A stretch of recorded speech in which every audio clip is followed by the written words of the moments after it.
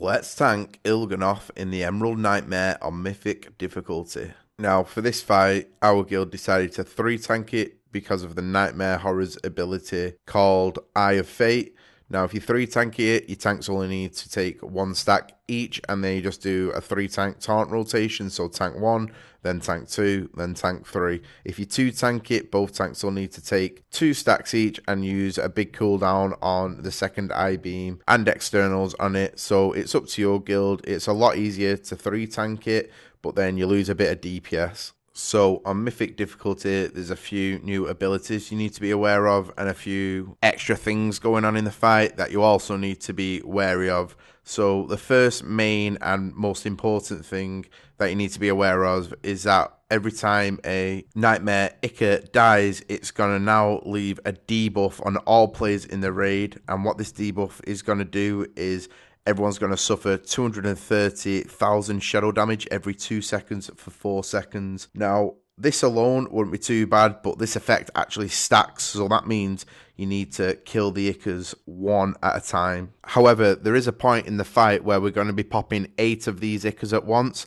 and that's after we've finished killing the Dominator Tentacles.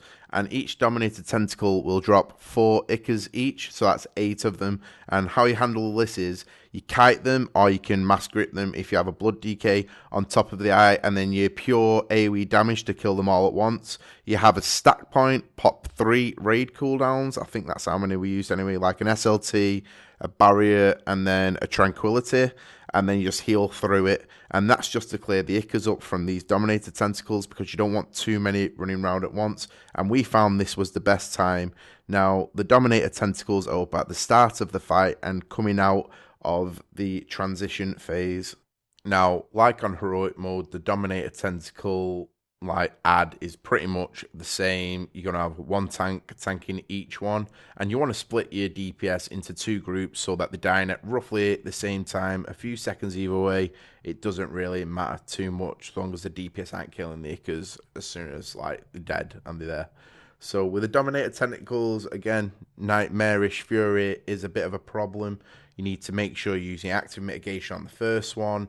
On the second one, you want to be popping a minor cooldown, like a 20% DR's good while using your mitigation rotation. You need to pretty much master this, as if you do mess it up, it's probably going to lead to a death. Another helpful tip with the Dominator Tentacles is that you want to be putting markers on the original ones that are there, so the ones at the start of the fight. We use like a skull and a circle, I believe, and then you also want to be putting 2 markers up at the ones that come outside of the transition phase, and this is just so that your melee don't accidentally stand next to it and get one shot, because it will one shot a melee if they're not using some kind of personal cooldown. And it also gives you like an indicator of where you need to be standing for the second ones to be spawning. These markers also work really well with the Death Blossom mechanic. When you're wanting people to soak the mechanic, you can just say, oh, someone needs to soak near circle, for example, and then it just gives you like a guide of the whole room. So in this phase as a tank, when you're not tanking the Nightmare Horror or Dominator Tentacle, there's a few other things you can be doing. And there's ads called Death Glare Tentacles, and what these guys do is cast Mind Flay, and that's just going to focus a random raid member and deal a mass amount of damage. Now, this needs to be interrupted, and as a tank, interrupts on a short cooldown, so you want to be trying to interrupt this as much as possible.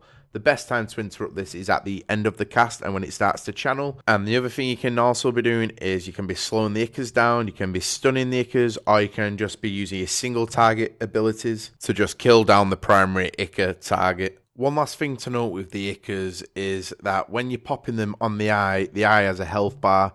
Now, when you're getting it low, it'll go to like 5%, and when you pop an Ica on it, it'll then drop to 0.4% or something along that kind of health. When it gets to that, you need 1 more Ica, and then the eye will pop. Now, say you have 3 Icas left, you can actually pop the others away from the eye, and then just have like 1 or 2 left, then pop 1 on the eye to open it, and let the 3 tanks just kill the last Ica outside, because you don't want to be rushing killing them.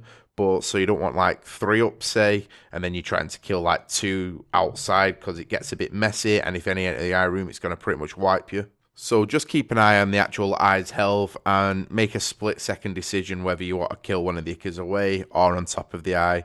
And that's pretty much all for this phase. Now, in phase 2, there is a few new mechanics. The main one being violent blood bursts. Now, basically all this is the room's just going to fill with blood, and there's going to be a section of the room you can stand, and then on the opposite side of the room, that'll also be clear.